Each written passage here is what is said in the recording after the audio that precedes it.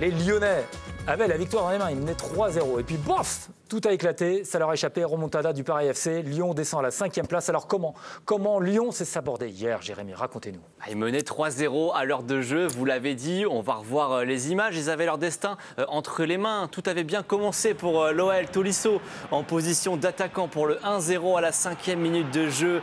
Derrière Pavel Sulc pour le 2-0 et doublé pour le Tchèque. But magnifique, 3-0. Mais ça, c'était avant le premier tournant du match. Cette faute à la 61e minute de jeu. Ce carton rouge d'Abner, le Brésilien, qui laisse les Lyonnais à 10. Le PFC marque dans la foulée, 3-1 à la 65e. Et c'est là qu'intervient le deuxième tournant du match, la sortie de Corentin Tolisso. Alors que le PFC vient de prendre aussi un carton rouge. Tolisso, son match, c'est 7 sur 10 dans l'équipe. C'est le meilleur joueur sur le terrain jusqu'au moment où il sort à la 68e. Et il n'y a pas que ce changement qui pose question. On passe d'une compo de départ qui est assez offensive à gauche à une compo beaucoup plus défensive, celle de droite. Les 4 joueurs offensifs sur la compo de gauche sont sortis pour faire rentrer un seul attaquant, un milieu et 2 défenseurs, vous les voyez en jaune, Satriano, Tessman, Tagliafico et Hatbour. Résultat, remontada. On va voir les 2 derniers buts du PFC, 77e,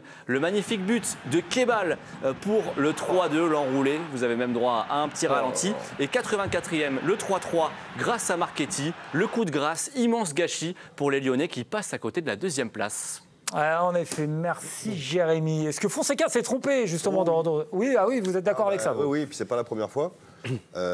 Ces changements sont catastrophiques hier. Je me souviens encore, comme c'était hier, du match à Manchester United, cette prolongation où il est catastrophique aussi. Ah, oui. Tagliafico qui rentre à 70e, moi c'est le joueur que je fais rentrer en premier dans ce match-là.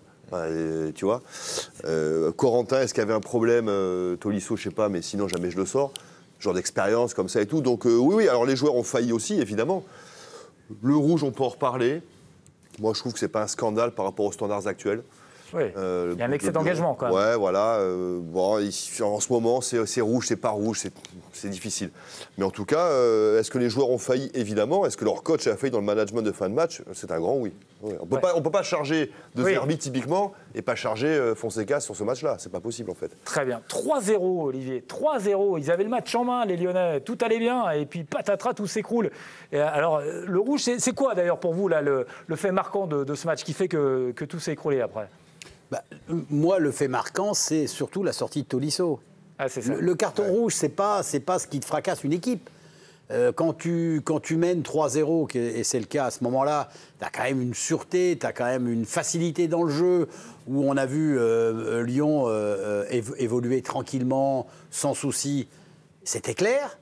Tu sors Tolisso, qui est quand même le joueur capitaine, le joueur le plus important du vestiaire et le plus important sur le terrain, à mon sens. Là, on parle de leader. Là, c'est un vrai leader. C'est lui qui emmène Lyon depuis le début de la saison. Et puis tout d'un coup, après, il y a les enchaînements. Tu as un but extraordinaire. Tu as un but, il ne faut pas l'oublier, que le dernier est contré, ça lobe le gardien. Et puis, il y a eu une perte de vitesse de la part des joueurs. Alors, certes, et je rejoins Jérôme, il y a eu des changements où on ne comprend pas trop comment le club, le coach a décidé de rééquilibrer son équipe. Surtout qu'à un moment, quand tu reviens à 10 contre 10, tu te dis, tu es à 3-1, 10 contre 10, il reste quoi, 15 minutes de jeu, grand maximum? Non, même plus de 20 minutes. Ouais, mais quand même.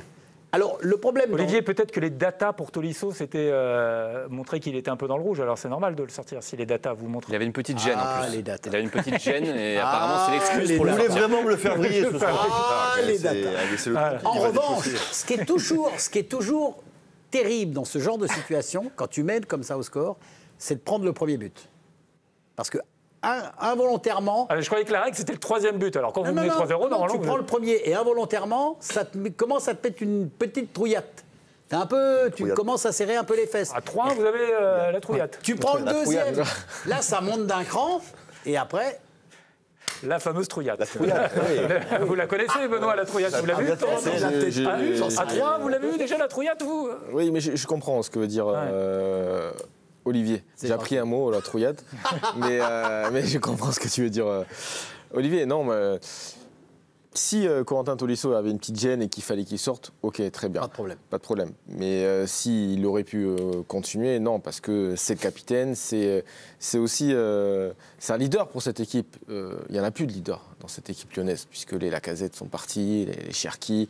Donc Corentin Tolisso, c'est un petit peu l'âme du club, c'est un petit peu aussi le métronome de cette équipe. On le voit, il est au four au moulin, il attaque, il défend, il marque des buts, il joue numéro 9, il est partout depuis le début de saison. Faire souffler un peu de temps en temps. Oui, mais dans des matchs comme ça, s'il n'avait pas été blessé, du moins s'il n'est pas blessé, tu ne le sors pas. Après, oui, 3-1, tu commences un petit peu à te poser quelques questions. Tu sens que tu as moins le ballon, tu sens que tu subis un petit peu plus. Et puis quand tu as un Kebal aussi devant qui est en feu et qui à tout moment peut te décocher une frappe pied gauche et la mettre en lucarne, bon, tu te poses des questions. Après, moi, je me pose des questions. Je me dis, est-ce que le fait que... Parce que Fonseca, il est toujours en tribune. Hein. Ouais. Oui. Oui. Fin novembre. Dans des moments comme ça, c'est soit ton capitaine qui regroupe tous les joueurs sur un arrêt de jeu. Allez, les gars, on lâche rien. Un petit temps mort comme au basket, là, tu vois. Au pire, on allonge, on remonte un petit peu le bloc pour prendre un petit peu d'air. Ou alors, tu as le coach qui appelle 3-4 joueurs, cadres, et qui leur dit, bon les gars, là on est un peu dans le dur, on va faire un peu le dos rond, placer tel et tel joueur comme ça pour qu'on puisse garder le résultat et gagner le match. Et je pense que le fait que le capitaine soit sorti, que le coach soit en tribune, il y a aussi peut-être un manque de repères pour cette équipe lyonnaise. Ça, vous ne l'avez pas mis dans le comment, là, Jérémy, là. Attendez, là, vous êtes passé à côté de quelque chose, c'est pas possible. C'est l'expérience des anciens joueurs. On les remercie. Non, mais c'est intéressant. Il est payé pour ça. C'est vrai. Exactement. Et grassement. Swan, il y a peut-être les limites de Lyon aussi à un moment donné qu'on peut atteindre, non Non, Ils font déjà de très belles performances en ce moment. J'ai même pas envie enfin, je vais répondre à votre question parce que moi aussi je suis payé moins grassement pour ça, donc je vais le faire. Mais les limites de Lyon, pour moi, on ne peut pas mettre ces lunettes-là pour lire le match de Lyon parce que dans l'absolu, s'il ne se passe pas finalement ce qu'a évoqué Jérémy et ce qu'a évoqué Benoît, les limites de Lyon, on n'en parle pas parce qu'ils font une heure de jeu qui est hyper positive. Soulch qui est doublé encore. Il met doublé, il met une louche mauvais pied pour un gaucher. C'est incroyable. C'est un truc, tu le vois une fois tous les... Ça se passait plutôt bien dans l'absolu et le contenu était plutôt bon. Donc c'est un vrai sabordage. C'est peut-être une trouillate. mais je pense qu'on ne peut pas parler de limite lyonnaise là-dessus, si ce n'est... Je pense que le voir par le prisme du coaching et du psychologique, c'est plus pertinent que de le voir par le prisme du jeu. En tout cas, il rate le coche, quoi. Enfin, au niveau du classement, là, ils prennent une comme beaucoup d'équipes du haut de tableau hier. C'est vrai, beaucoup. Donc au final, ils s'en sortent bien, alors. Non, parce que forcément... Avec ce... T'as des regrets, mais... Non, mais on est dur quand même, parce que en début de saison... C'est ce que je dis. Exactement. On voyait absolument pas l'Olympique. Ah, non, là, on parlait de l'Olympique Lyonnais pour le maintien, en début de saison. Ah ouais, non, mais il faut une super Et saison. là, franchement, ce qu'ils font, c'est... Donc là, Mais c'est vrai que dans ces matchs-là, dans ce contexte-là, ne pas avoir le coach comme relais dans les moments chauds, c'est dur. On voit souvent les trucs par le prisme du coaching, et là, je pense que c'est vraiment le bon prisme pour expliquer ce qui s'est passé, et ça arrive. Bravo Benoît. Voilà.